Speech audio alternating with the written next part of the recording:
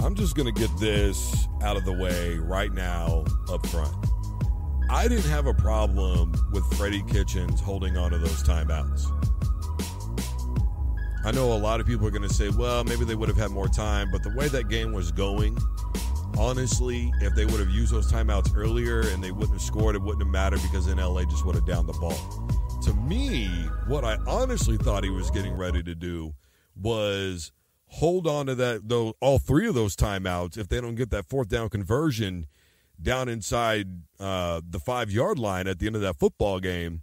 And then that way they're going to run some plays. They're going to have to do something, whether it's a quarterback dive basically or taking some sort of knee. I mean, whatever. You've got them backed up.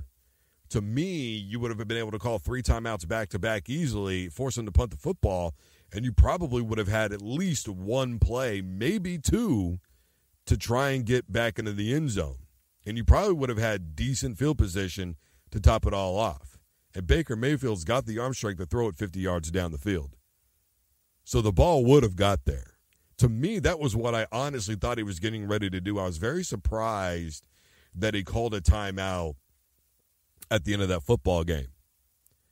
The other thing that I was kind of miffed about was the play call at the end. When you see the routes that were run, it looked to me like they were trying to force those guys inside and then they could cut back out. Given the pass rush that Baker Mayfield had faced all night long, I mean, they were in his grill from the get-go. I really felt like the best play call there would have been, especially when you're able to call timeout, because LA goes and takes another timeout, right?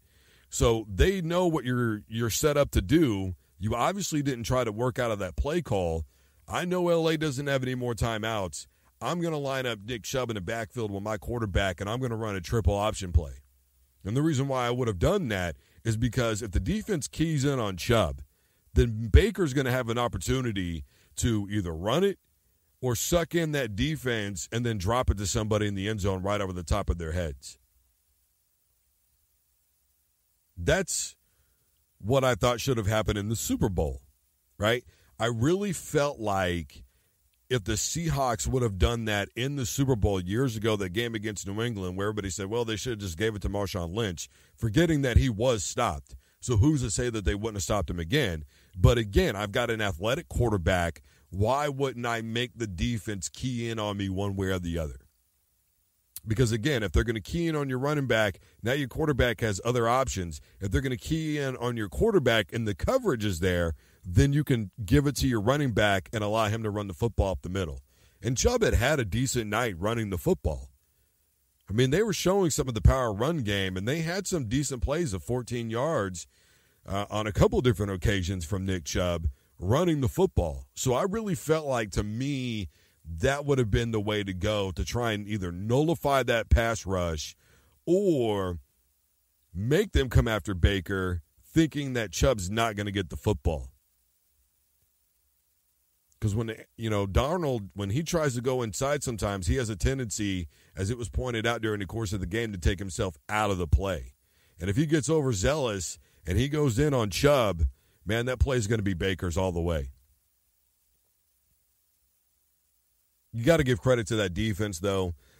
They played phenomenal all night long. Really, both defenses did. Look, considering the fact that Cleveland had so many injuries, that defense played outstanding football. I think going into this game in the preseason, I think a lot of people were looking at this game as a potential Super Bowl preview.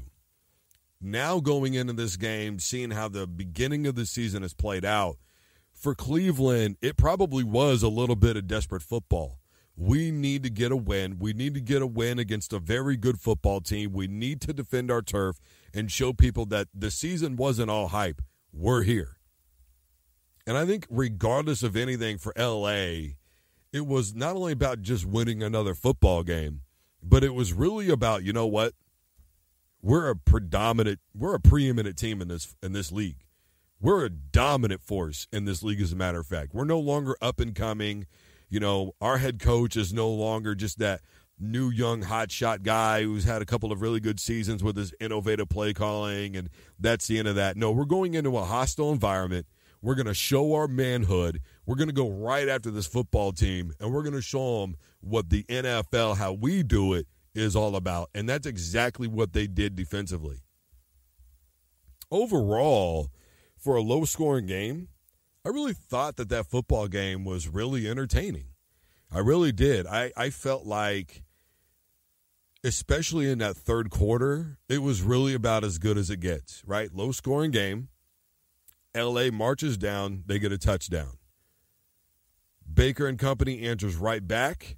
Then they get a score. And during the course of that drive, one of the entertaining aspects was that penalty that Cleveland got after they'd scored a touchdown, right? Is that illegal shift, right, if I remember correctly? And they scored, and it's like, okay, how do they handle this adversity? They're backed up now. Are they going to be able to punch it in twice? And they did. So they score. L.A. gets the ball back. They get intercepted, right? And then Cleveland can't do anything with it. L.A. takes the football right back down the field. I mean, that was as good a sequence as you'll find during any football game, one of this magnitude, Sunday night, broadcast national television, a lot of eyes on this football game. That's as entertaining as it gets right there, was that sequence of events. You know, when it boils down to it, though, there were a couple of things that I simply didn't understand. You had Cleveland running the football with a minute to go in the game on the 35-yard line.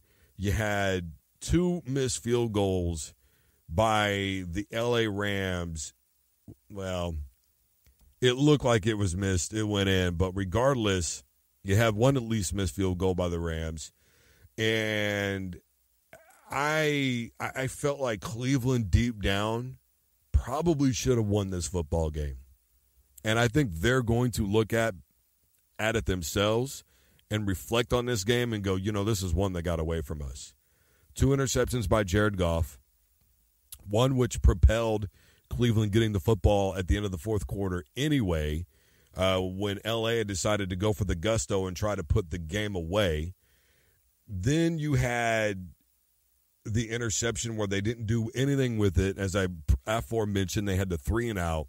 The missed field goal, I just felt like they had a really difficult time finishing drives. I give credit to that defense. And like I said, look, they didn't let Baker Mayfield breathe all night long. And even with that, I think he played as good as he possibly could. You know, I don't think it matters who you threw back there at quarterback, whether it was Tom Brady, Baker Mayfield, Patrick Mahomes. We've seen all those guys get rattled by enough pressure. I don't give a damn what quarterback you have back there. Whoever it is, when they get that kind of pressure, we've seen Tom Brady rattled against the Ravens, right? AFC Championship game, picking himself off the ground enough times, right? So when you get rattled enough, eventually it's going to catch up to you. And that was, again, just why I didn't understand that play call at the end of the football game. You know they're coming right after you. And then the routes that you called definitely didn't make any sense. You better just have everybody crash inside on slant routes and throw it to the innermost guy and then hope that your other guys are able to block from there, right? Just you're basically running into a defender from that point. Everybody's blocking the guy across from him, and your underneath guy is able to take it in and score. I mean, that to me would have been the best way to go. It was play calling. You're not putting your team in the best position to make a play.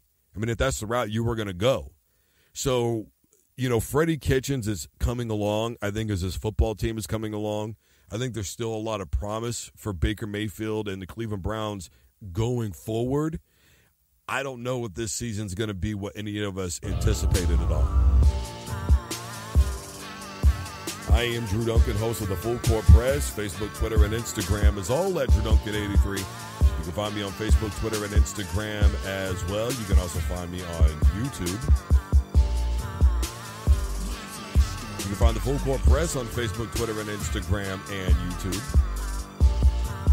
And you can find us wherever you listen to podcasts. Simply tell your device to play the Full Court Press by Drew Duncan. And as always, don't you dare touch that dial.